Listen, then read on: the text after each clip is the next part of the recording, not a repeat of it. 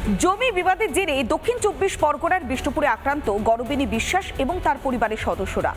জমির একাংশের মালিক ইমাম আলী সর্দার তার লোকজন এনে বেধড়ক মারধর করে বলে অভিযোগ ওঠে। এবার সেই আক্রান্তদের পাশে দাঁড়ালো বিজেপি। শনিবার গরবিনীর পরিবারের সঙ্গে দেখা করেছেন অগ্নিমিত্রা পল।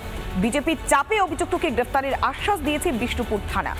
অবিলম্বে ব্যবস্থা না নিলে বৃহত্তর আন্দোলনের হুঁশিয়ারি দিয়েছে গেরুয়া ব্রিগেড।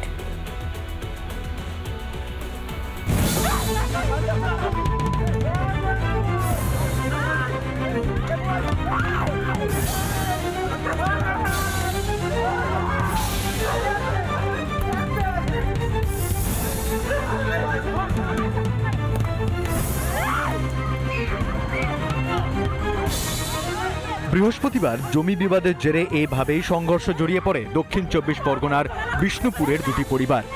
গরবিনী বিশ্বাসের অভিযোগ, তাদের ওপর হামলা চালায় একদল বহিরাগত। তাদের নেতৃত্ব দেয় ইমাম আলী সর্দার নামে এক স্থানীয় ব্যক্তি। শনিবার আহতদের সঙ্গে দেখা করেন বিজেপি বিধায়ক অগ্নিমিত্রা পল।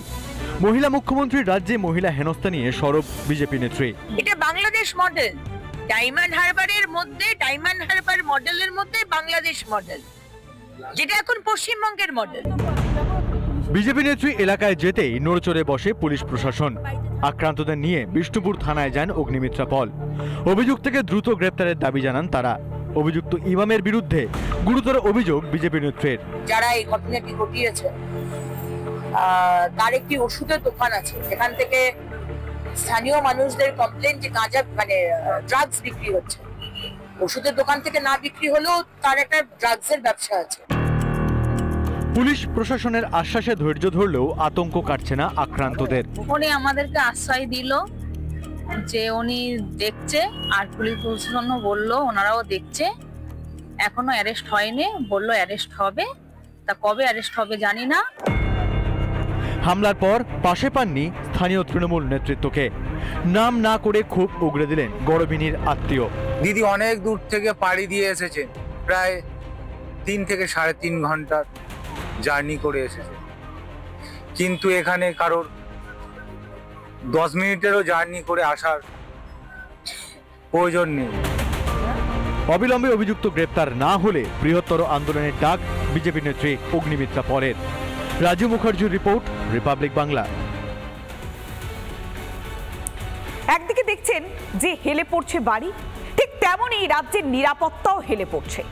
মালদার তৃণমূল কাউন্সিলর খুনের এখনো পর্যন্ত 1 মাসও সময় কাটেনি, আর তার মাঝেই ফের প্রকাশ্যে আসে মালদায় গুলি চলার ভিডিও।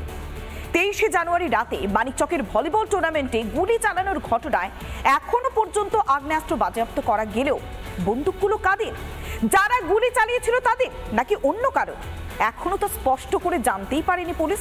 এই ঘটনায় জেলা পুলিশকে তুলোধনা করতে ছাড়েনি বিজেপি।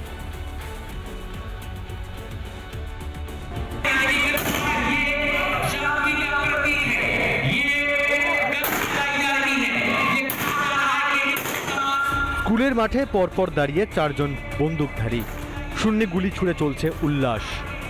এইভাবেই 23শে জানুয়ারিতে ভলিবল টুর্নামেন্টের সূচনা হয় মালদার মানিকচকের নূরপুর এলাকায়। এই ভিডিও সোশ্যাল মিডিয়ায় ছড়িয়ে পড়তেই আগ্নেয়াস্ত্রগুলো বাজেয়াপ্ত করে পুলিশ, কিন্তু 48 ঘন্টা কেটে যাওয়ার পরও এই আগ্নেয়াস্ত্রগুলির মালিক কারা বা কাদের নামে লাইসেন্স তা এখনো জানতে পারেনি জেলা পুলিশ। একটা কেস করেছি সেকশন 30 আর্মস অ্যাক্ট, আর পরে আমরা এখনো ইনভেস্টিগেশন চলছে। কি আমরা ইনভেস্টিগেশন জন্য সবাইকে ডাকছি, কি পেপার আছে, কি ডকুমেন্ট আছে, কার নামে আছে, ওরা যদি রিনিউয়াল জন্য অ্যাপ্লাই করেছে অথবা নেই, এটা সব আমরা দেখছি। এই মালদাতেই কদিন আগেই দুষ্কৃতীদের গুলিতে ঝাঁঝরা হয়েছিল তৃণমূল কাউন্সিলর। তারপরেও জেলা জুড়ে কমছে না আগ্নেয়াস্ত্রর রমরমা। প্রশ্ন উঠছে, এতগুলো আগ্নেয়াস্ত্র ক্লাবের ছেলেদের হাতে গেলই বা কি করে, যদিও পুলিশ এখনো এর উত্তরই খুঁজে উঠতে পারেনি। বন্দুক থেকে গুলি ফায়ারিং করেছে উদ্বোধনী অনুষ্ঠানে, তাদের নামে বন্দুকের লাইসেন্স আছে কিনা পুলিশ এখনো অধরা, পুলিশ অপারগ, এবং এই মুখ্যমন্ত্রীর পুলিশ দলদাসে পরিণত হয়েছে। এই ঘটনার সাফাই দিতে ছাড়েননি শাসক দল। সেটা নিশ্চয়ই একটা অপরাধ, এবং অলরেডি কনসার্ন থানার পুলিশ অফিসাররা মামলা রুজু করেছে।